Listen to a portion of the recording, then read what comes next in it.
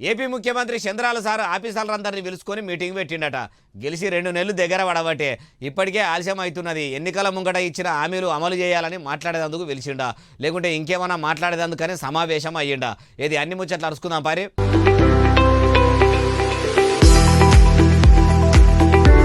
గతంలో ఏపీలో ఏలుబడి చేసిన పంక పార్టీ ఏ కంపెనీలతోని ఒప్పందాలు చేసుకుంది. ఆ కంపెనీలతోని ఆంధ్రప్రదేశ్కు యాపాటి ఆమ్దాని వచ్చింది. అప్పట్లో ఏ లెక్కన ఒప్పందాలు చేసుకుర్రు ఏం కథ అని అన్ని ముచ్చట్లు అరుచుకున్నాడట. ఇప్పటి సంది వైసీపీలు చేసినట్టు మనం చేస్తే నడవది.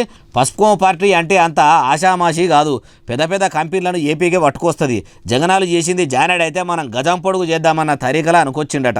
ఎక్కదీపములే ఎప్పటికీ ఏపీ ఎలగాలంటే అది ఒక తెలుగుదేశం పార్టీతోనే అవుతుంది తప్పితే తతిమ పార్టీలతోని కాదు. కాబట్టి ఏమేం కంపెనీలు పెట్టుబడులు పెడుతున్నాయి, ఎన్ని రూపాయలు పెడుతున్నాయి, సర్కారుకు ఆమ్దాని ఎంత వస్తుంది, ఆ కంపెనీలు ఆంధ్రప్రదేశ్లో పెట్టుడుతోని ఏపీ ప్రజలకు ఏ పార్టీ మేలు జరుగుతుంది, ఏం కథ అని అన్ని ముచ్చట్లు చానంటే చాలా లోతుగా పోయి తెలుసుకున్నాడట.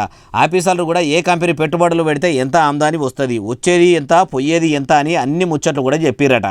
ఇక నారా చంద్రాలు వారు ఎన్ని కంపెనీలు తెచ్చి ఏపీ నషీవ ఎంత మారుస్తాడో ఏం కథనో ముంగడ తెలుస్తుంది అంటుర్రు ఈ ముచ్చటిన్నోళ్ళు.